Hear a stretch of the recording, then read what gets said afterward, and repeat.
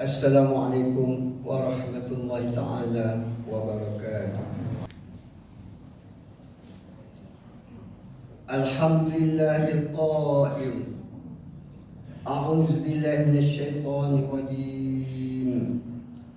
Innal ladzina yu'zuna Allaha wa rasulahu la'anahumullahu fid dunya wal akhirah wa a'adda lahum 'azaban muhina. Asyhadu an la ilaha illallah wahdahu la syarika lah wa asyhadu anna Muhammadan 'abduhu wa rasuluh.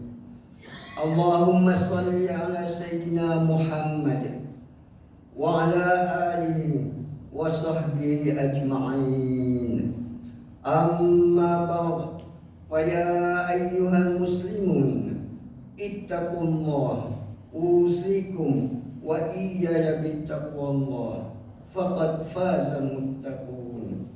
Qala Allah ta'ala ya ayyuhalladzina amanu ittaqullaha haqqa tuqatih wa la tamutunna illa wa antum muslimun.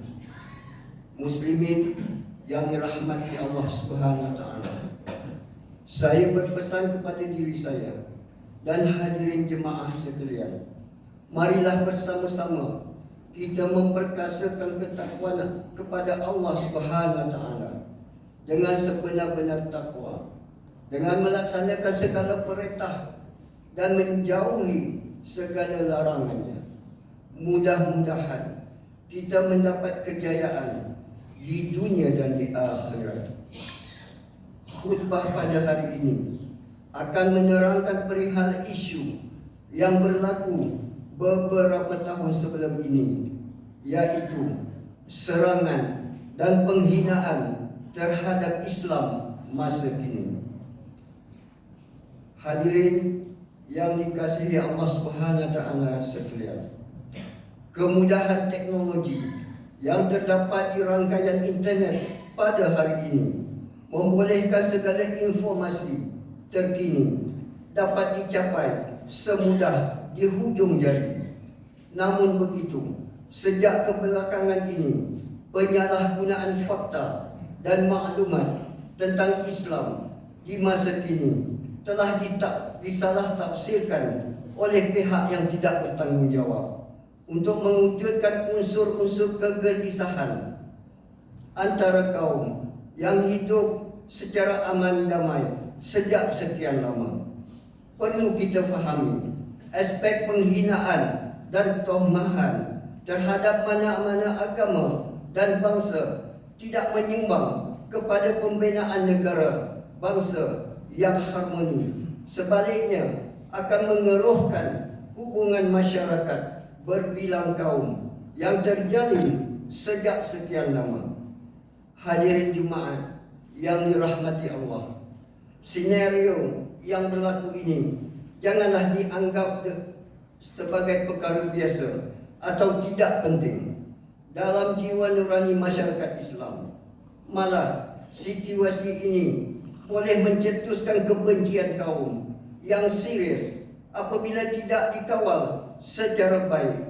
Ini dapat dilihat terdapat banyak cercaan, tohmahan dan fitnah yang dilaporkan di media-media sosial terhadap agama Islam.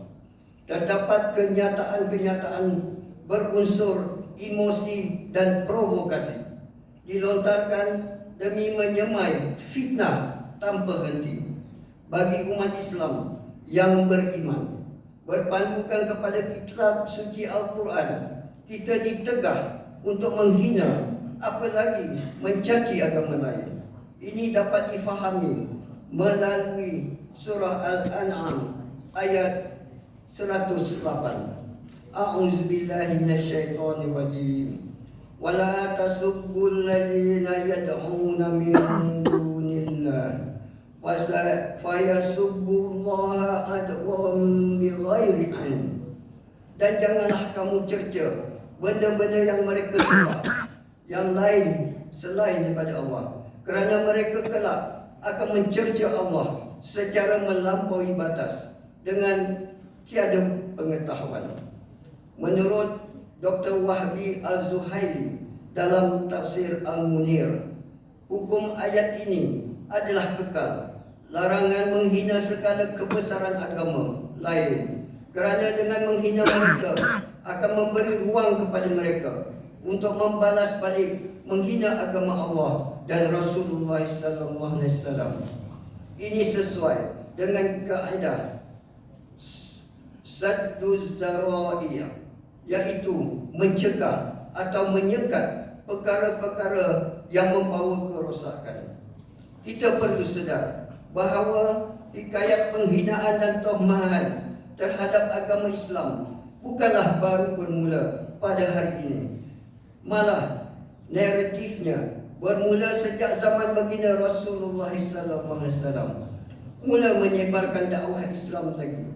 Cukuplah ibrah dan asbab al-nuzul dalam surah Al-Lahab dan surah Al-Kautsar menjadi bukti jelas Allah Subhanahu wa taala itu menjadi sebaik-baik pelindung kepada Rasulullah sallallahu alaihi wasallam dalam penghinaan, tohmahan dan fitnah golongan musyrikin yang bencikan Islam. Hadirin sekalian, realitinya jika diteliti isu penghinaan terhadap Islam di masa kini berkisar kepada mempersendakan Allah, memuat naik hantaran bersifat jelek, menghina Nabi Muhammad SAW, seperti mana yang dilakukan oleh beberapa individu menerusi akaun Facebook mereka. Antaranya seorang lelaki yang menggunakan nama Elvin Chow dalam akaun laman sosialnya telah menghina agama Islam, Nabi Muhammad SAW dan Sayyidatina Aisyah radhiyallahu anha, isteri baginda Nabi SAW. Begitu juga amalan-amalan ibadat agama Islam adalah perkara yang sering ditularkan di media sosial. Bagi umat Islam, menjadi kewajipan bagi kita menjaga kesucian agama Islam dan terus diperkotak-katikkan dan dipandang serong sepanjang masa. Kesucian agama Islam perlu dipelihara, ibarat menggenggam bara api biar menjadi debu. Ini kerana Islam itu kekal dilihat sebagai agama yang mempunyai izzat, iaitu sangat mulia dan dipandang tinggi. Hadis daripada Ais bin Amr radhiyallahu anhu bahawa Rasulullah sallallahu alaihi wasallam bersabda, "Al-Islam ya'lu wa la yu'la." Islam itu tinggi dan tidak ada yang lebih tinggi dari Islam. Riwayat Al-Baihaqi. Meskipun senario tomahan dan kecaman yang berlaku tidak dilakukan secara konsisten setiap waktu dan masa, namun apabila terdapat perkara yang membabitkan agama Islam kita akan dapati terdapat hantaran-hantaran jelek dimuat naik di media sosial.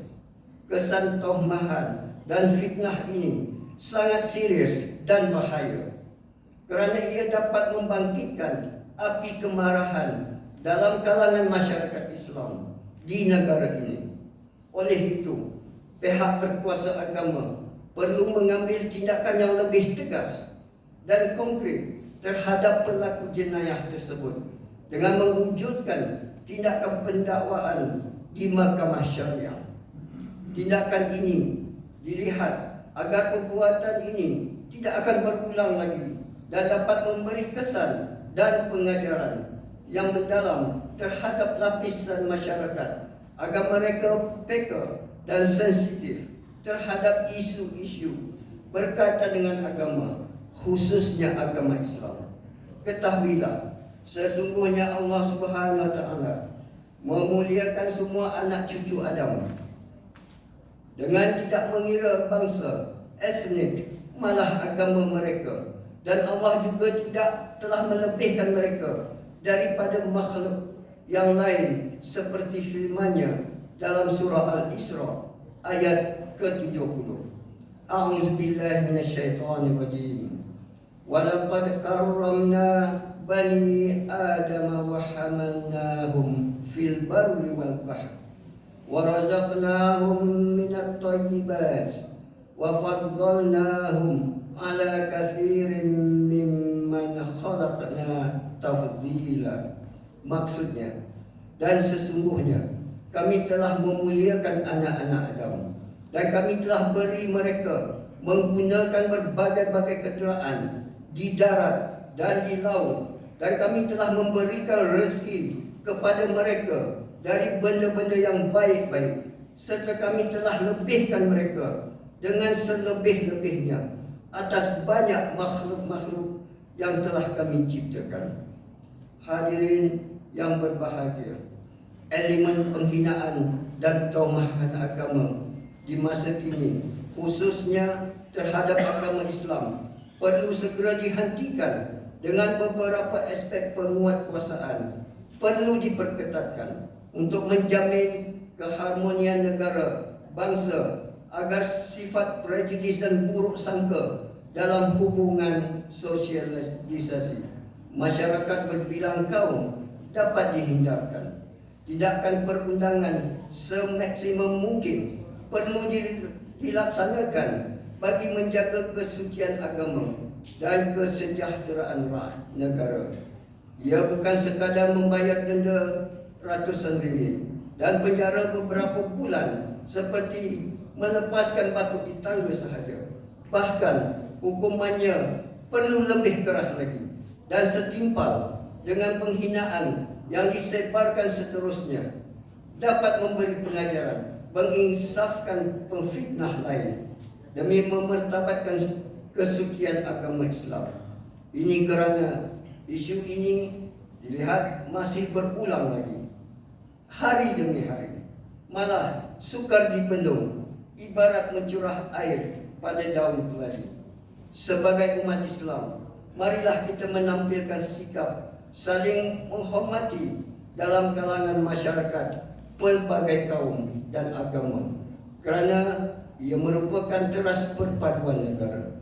Begitu juga kewujudan laman sosial seperti Facebook, Twitter dan Instagram dilihat dapat menjadi medium dakwah baru untuk berkomunikasi dengan golongan sasaran yang kurang memahami tentang Islam dengan lebih mesra dan berkesan.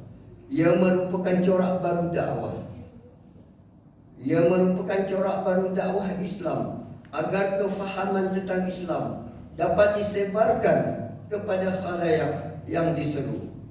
Hal ini perlu kita sedari. Hikmah kepelbagaian etnik, bangsa dan keturunan yang tentunya melahirkan kepelbagaian budaya, gaya hidup, corak pemikiran serta kepercayaan dan keyakinan menjadikan hidup ini menjadi lebih indah untuk dikongsi bersama. Hadirin sidang Jumaat sekalian, tausiah dan pengajaran yang dapat diambil daripada khutbah pada hari ini adalah: pertama, umat Islam hendaklah meyakini bahawa agama Islam adalah agama yang benar dan unggul dari agama-agama yang lain. Kedua, umat Islam dilarang melakukan penghinaan dan tomahan terhadap mana-mana agama, kerana ianya akan mengeruhkan hubungan masyarakat berbilang kaum. Ketiga, umat Islam hendaklah menjauhkan diri daripada sikap dan tindakan melampau atau ekstremis yang boleh menjejaskan imej Islam sebagai agama yang menegakkan keamanan dan kesejahteraan sejagat. A'udzubillahi minasyaitonirrajim. Qul ya ahlal kitab la taghlu fi dinikum ghairal haqq wa la tattabi'u ahwa'a qaumin qad dhallu min qabl wa adallu katsiran wa dhallu an sawa'is sabil. Katakanlah, wahai ahli kitab, janganlah kamu melampau dalam agama kamu secara yang tidak benar, dan janganlah kamu menurut hawa nafsu suatu kaum yang telah sesat sebelum ini dan telah menyesatkan banyak manusia, dan juga sekarang mereka telah tersesat jauh dari jalan yang betul. Surah Al-Ma'idah ayat ke-77. Barakallahu li wa lakum fil Qur'anil azim wa nafa'ani wa iyyakum bima fihi minal ayati waz zikril hakim wa taqabbala minni wa minkum tilawatah innahu was-sami'ul alim. Aqulu qawli hadza wa astaghfirullahal azim li wa lakum fi lisairil muslimin wal muslimat fastaghfiruhu innahu huwal ghafurur rahim.